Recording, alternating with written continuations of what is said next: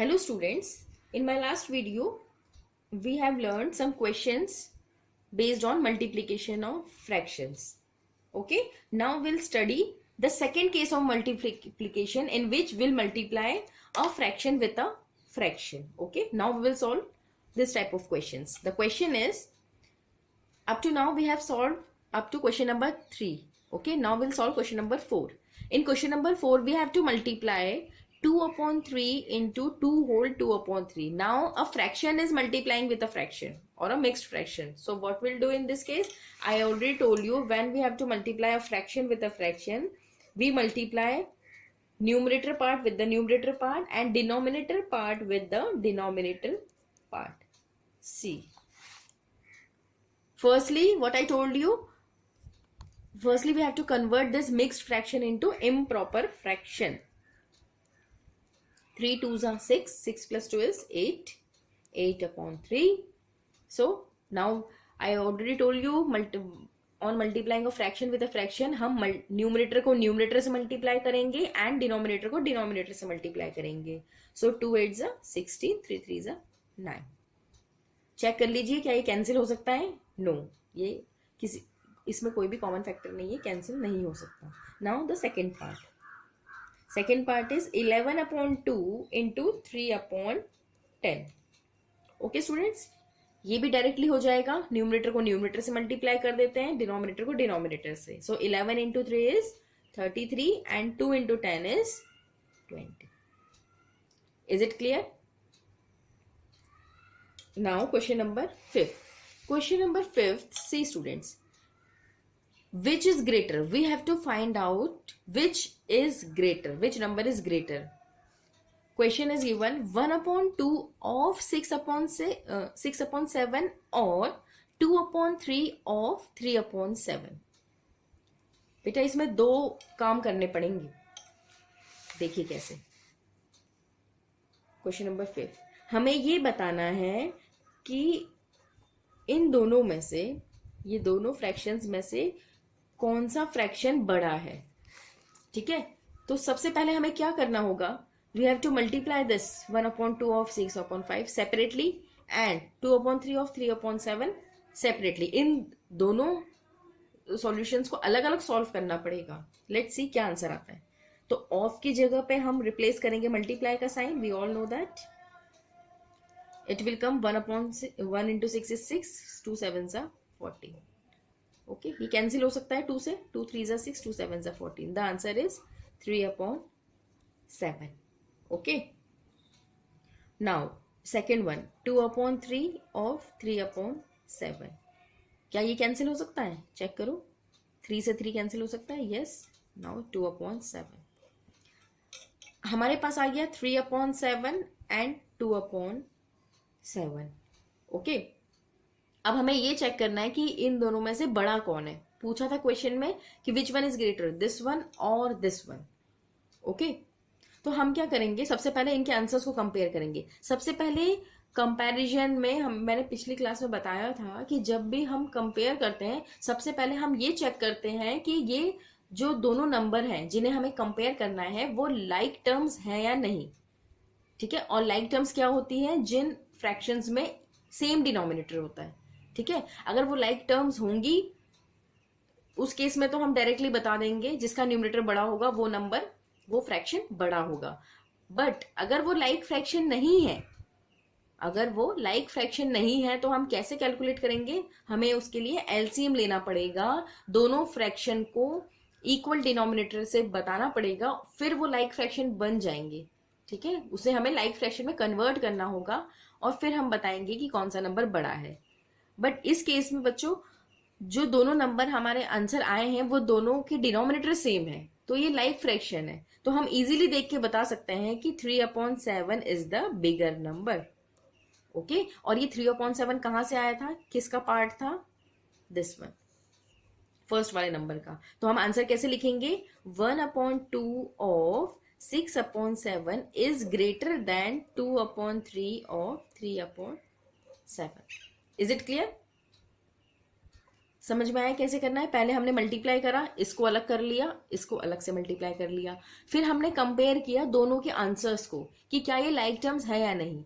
ये like terms थे तो इसमें हमें एलसीएम लेने की जरूरत नहीं है, हम डायरेक्टली बता सकते हैं। जब लाइक टर्म्स होते हैं तो हम कैसे बताते हैं कौन सा नंबर बड़ा होगा? जब जिसका न्यूमरेटर बड़ा होगा। इसका न्यूमरेटर बड़ा था तो हमने ये लिख दिया ये बड़ा है इससे, it is greater, 3/7 is greater then 2/7। फिर ये 3/7 कहाँ से आया था? 3/7 फर्स्ट वाले पार्ट को सॉल्व करके आया था, so I have written the whole first part, it is greater than 2/3 of 3/7। See students, अगर यहाँ पे क्वेश्चन ऐसा होता, लेट सपोज ये तो सॉल्व हो गया, अब मैं आपको एक और एग्जांपल देती हूँ जिसमें डिनोमिनेटर सेम नहीं होगा। लेट सपोज क्वेश्चन ऐसा था 1/2 ऑफ 3/7 और 3/2 ऑफ 3/7। सपोज क्वेश्चन अगर ये होता, नो अगेन इसमें डिनोमिनेटर सेम आ जाएगा,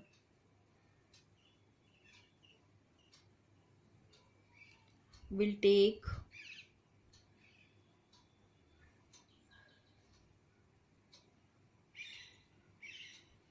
6 लेके देखते हैं, ठीक है 6 ले लेते हैं, फिर चेक करते हैं कि आंसर इसमें डिनोमिनेटर सेम आ रहा है नहीं आ रहा है। सो इस केस में हमें बताना है कि ये वाला टर्म बड़ा है ये वाला टर्म बड़ा है। तो सबसे पहले हम मल्टीप्लाई कर लेते हैं, मैं डायरेक्टली कर रही हूँ, 1 3 ज़ा 3, 2 7 ज़ा 14, ठीक है, और ये आ गया 3 3 ज़ा 9 एंड 6 2 ज़ा 12, ये कैंसिल हो सकता है, 3 3 ज़ा 9, 3 4 ज़ा 12, 3/14 एंड 3/4, ठीक है। अब इन दोनों में हमें बताना है कि कौन सा नंबर बड़ा है। देखिए पिछले केस में तो दोनों डिनोमिनेटर सेम आ गए थे तो हमने इजीली बता दिया था, but in this case denominators are different, so इसे हमें कंपेयर करना है। Then what we will do, we will find the LCM of 14 and 4।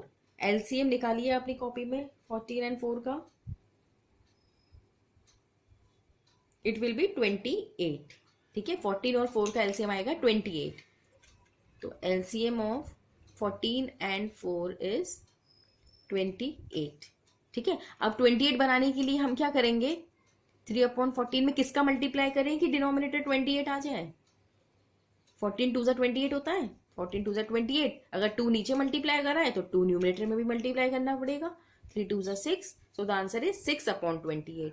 Second number 3/4, इसमें भी हमें डिनोमिनेटर 28 चाहिए, तो 4 के टेबल में 28 कितनी बार आएगा, 4 7 ज़ा 28, 7 नीचे मल्टीप्लाई करा है तो 7 ऊपर भी मल्टीप्लाई करना पड़ेगा, 7 3 ज़ा 21। अब हमारे आंसर क्या आ गए, 6/28, 21/28। एलसीएम लेके क्या हुआ, हमारे दोनों नंबर्स लाइक फ्रैक्शन में कन्वर्ट हो गए। अब बताइए किसका न्यूमरेटर बड़ा है, 21/28 का, ठीक है। तो हम ये बोल सकते हैं कि 21/28 इज ग्रेटर देन 6/28।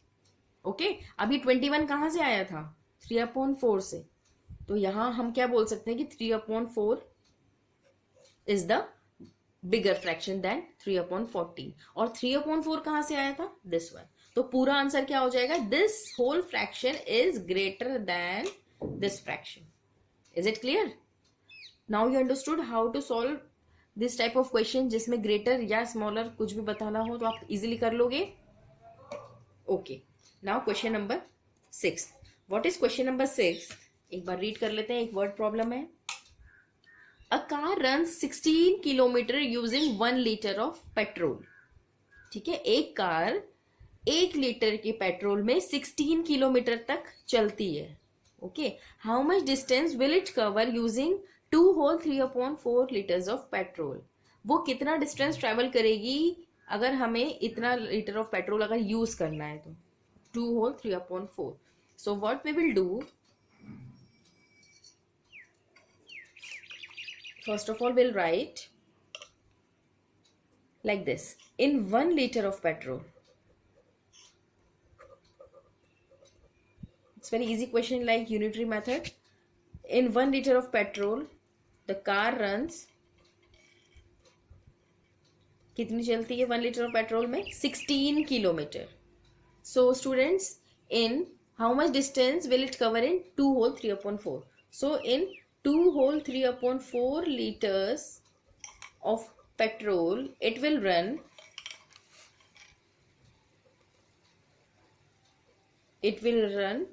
कितना लीटर चलेगी? जब 1 लीटर में इतना चलती है तो इतने लीटर में कितना चलेंगी? हमें पता है, यूनिटरी मेथड में हम पढ़ के आए हैं प्रीवियस क्लासेस में, जब कम का दिया हो कुछ भी क्वांटिटी, एनी क्वांटिटी अगर कम अमाउंट की हमें दी हो और ज्यादा अमाउंट की निकालनी हो तो हम मल्टीप्लाई करते हैं, और इसका रेसिप्रोकल जब ज्यादा की दी हो कम की निकालनी हो तो हम डिवाइड करते हैं. ठीक है, so in this case we will multiply 16 of 2 whole 3/4. Okay, now it's easy.